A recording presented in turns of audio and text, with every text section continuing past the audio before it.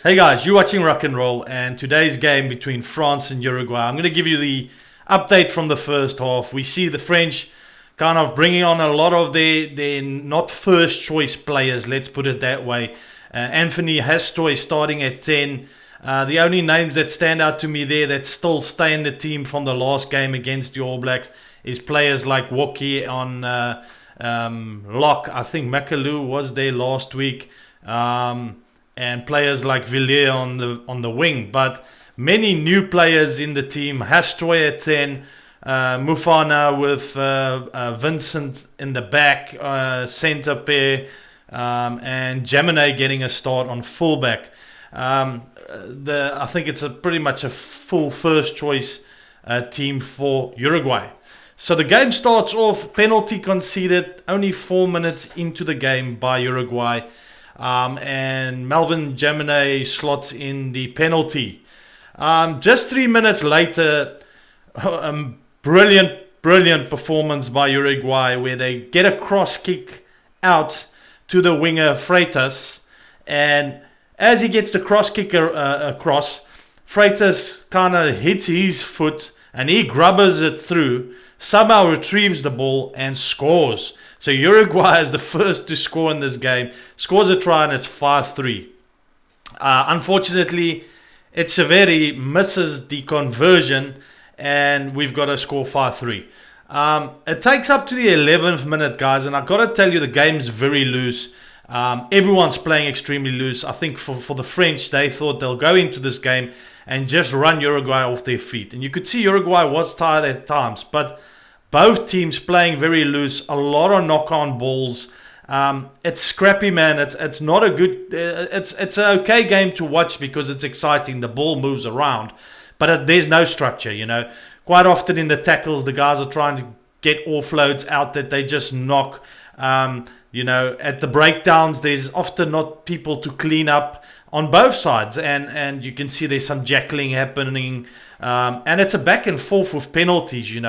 A lot of like offside calls, that kind of stuff. But it took up to the 11th minute before Hastoy goes through for a try, and Melvin Gemini converts it, and it's 10-5. And you have this feeling, that the French are starting to find, because you expect the French to win here quite far. You don't expect them to struggle against Uruguay, even if it's their second choice team. You wouldn't expect them to struggle, and you think they're starting to find their form now as the game goes on. You see that they then get another conversion. So after the try, they convert the try. Melvin Gemini converts the try. He gets another penalty on the 16th minute and again converts. Now you're starting to feel that the French are starting to find their form. They move the ball around, they're finding some holes, and it's looking good for the French. Tufefe Nua goes in for a tackle. It's the lock from France onto the scrum half, which is Arata, and he goes in too high, and it's basically shoulder on head. I thought, no chance, this guy is not going to get a red. It goes to yellow, bunker review, and as we know, the inconsistencies with these high tackles and shoulder to head contact. For some reason, because they say he dropped his body and he mitigated a little, it stays a yellow, which is very strange when I see, what happened to Tom Curry in the England game.